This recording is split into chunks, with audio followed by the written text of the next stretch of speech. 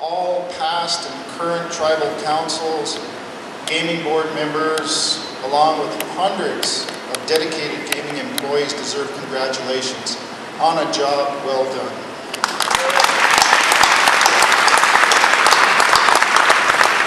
Our sincere appreciation goes out to all of you and to each and every one of you, the tribal membership. Thanks for your support of Red Lake Gaming. With this accomplishment, the Red Lake Band has greatly improved the tribe's credit rating and borrowing power, and also has strengthened our reputation as a successful business presence in northwestern Minnesota.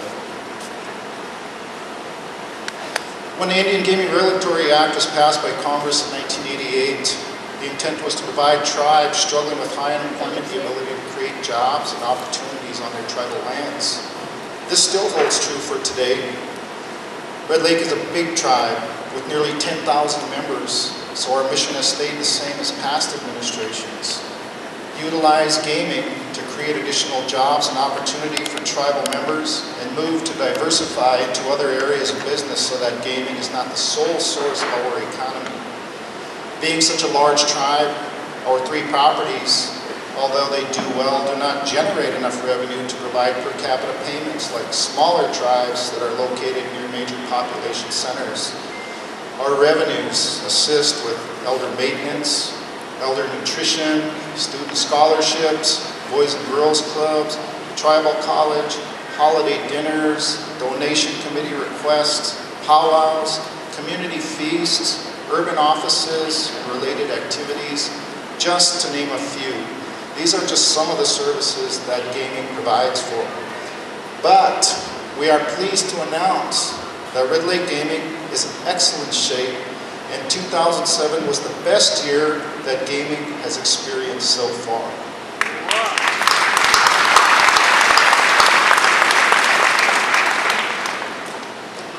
I'm going to take a water break. What did you put in this stuff?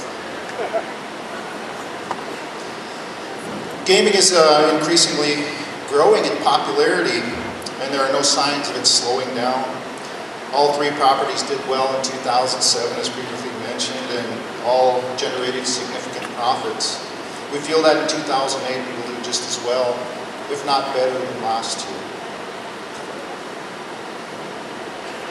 When gaming first started, most tribes didn't have the money to build bingo halls or casinos. They used whatever they had available at the time. Red Lake remedied this by setting up operations in our sports complex. The Humanities Center, at the time, was a state-of-the-art arena that the schools and the community and visitors enjoyed.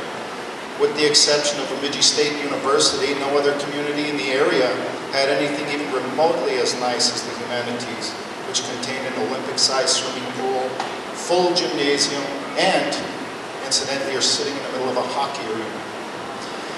Once gaming was established at Red Lake, this facility could no longer be used for school-related functions due to regulations prohibiting school activities in close proximity to a gaming establishment. Now we are in a position to turn the facility back to the community. This leads me to the topic of relocating the Red Lake Casino. The idea of building a casino hotel on the reservation was first introduced for consideration to the Tribal Council by Red Lake Gaming several years ago. Due to other tribal priorities, it was not considered at that time. Just recently, the idea has resurfaced again with the intent of creating much-needed employment on the reservation.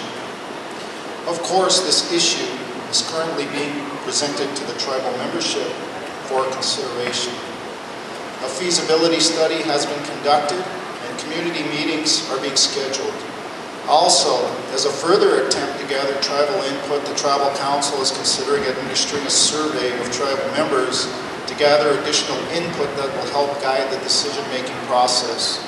If a south-boundary casino meets the approval of tribal members, we could see a beautiful new casino hotel complete with conference and event space and restaurant completed by as soon as the spring of 2009.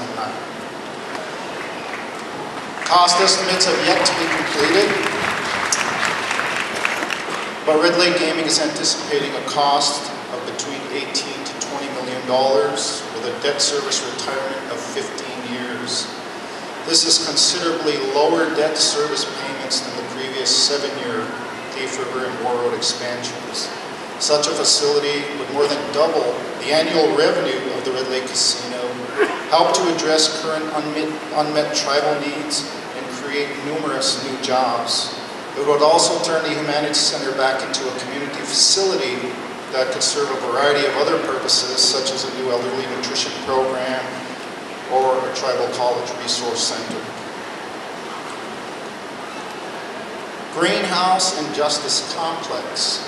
Last year in the State of the Band, I declared the tribe's intention of tackling a $4 million loan from tribal stumpage accounts to Red Lake Gaming in 2008. I indicated at that time that it wasn't a priority last year because we basically borrowed the money from ourselves. We borrowed it from here, handed it over here.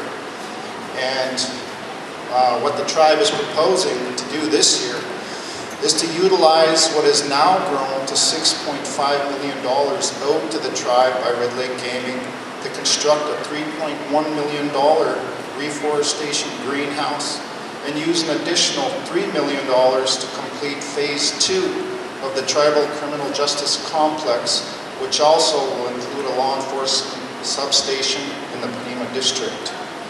As part of Red Lake's reforestation plan, we will resume construction of a tribal nursery that will enable the band to begin the process of restoring the majestic pine forest that's once stood strong throughout our tribal lands. Construction of the greenhouse will speed the process of replanting the forests that our future generations can enjoy and maintain. Partial site work had already begun several years ago adjacent to the Red Lake Elementary School. This is a project that we are looking forward to beginning in the spring of 2008. Several years ago, the Criminal Justice Center project began on the reservation. Only a third of the facility was completed. What exists now is only the detention center portion. Due to a decrease in federal funding and numerous cuts through the Department of Interior and BIA, the project stalled.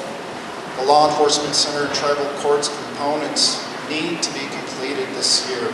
The tribe currently has $1.7 million in grant funding to put towards completion of the complex, but it will take an additional $3 million to see it finalized.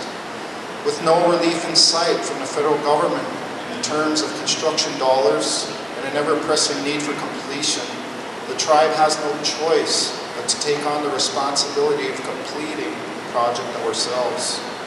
The building where our court staff now operates has been declared condemnable by facilities management, and our officers are only temporarily housed in the detention facility.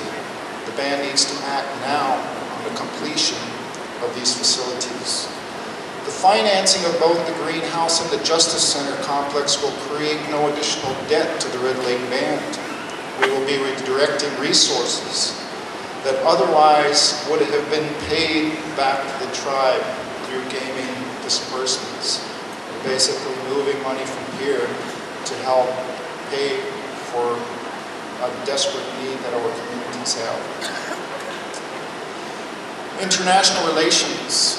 As a positive exercise of sovereignty, the Red Lake Nation has reached out to other tribal and world nations for business and additional services. This year, Red Lake entered into the CITCO heating oil program and has received over $500,000 in home heating oil assistance from the Venezuelan government. The program is going well, and with these resources, we are able to offer heating and energy assistance to our tribal members. Even our off-reservation members throughout Minnesota are eligible for this program. The program will run through March of this year, and we encourage those tribal members who have not yet received the assistance to sign up to our weatherization program. Canadian First Nations.